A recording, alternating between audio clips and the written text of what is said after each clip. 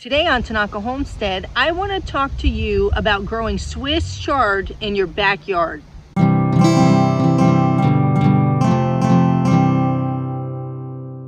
Here is the Swiss chard that I planted back at the end of September, beginning of October.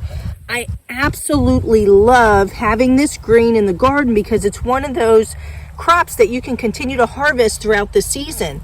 And of course, you know, it's super healthy for you, jam-packed with nutrients, many health benefits.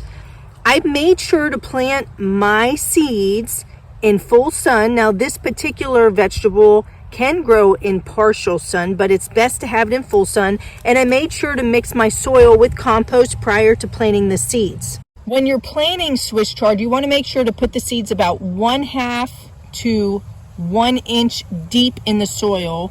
And I typically will sow my seeds every 2 to 3 inches. But for this particular batch, because I had limited space, I didn't do that. I actually spread it out a little more. You do want to make sure, though, that you thin out seedlings. And I usually do this with most of my crops when they're about 3 to 4 inches high. The other thing to consider is the spread on this particular plant. You want to make sure that the rows are about 18 inches apart.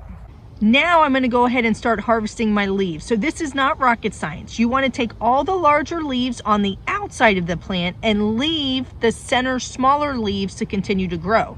And then in 2 to 3 weeks, you'll come back out here and you'll harvest again. And you can continue to do this throughout the season. Ideally, you want to harvest these leaves when they're small. They tend to be more tender, but you can certainly harvest them now. It's not a big deal. Some people are a little turned off by the stem when they're larger. They might be a little bit more stringy. For those of you who don't care, continue to eat it. And for those of you that do, just use the green part of your Swiss chard. The other thing to consider is when you're making these cuts, always use clean tools because you do not want to contaminate your plant, and cut about 1 to 2 inches up from the base of the plant.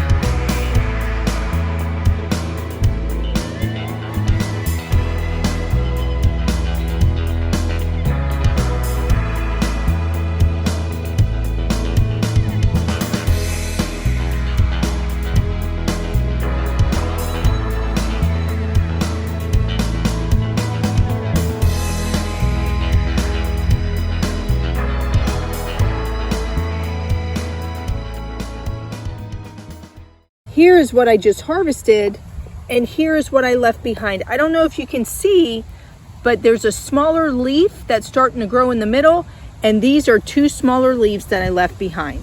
I am now going to do the same thing to my other Swiss chard. Remember, when you cook this, it really does cook down, so it might seem like you have a whole lot, but then when you put it in the pan and start cooking, it's really not a lot at all.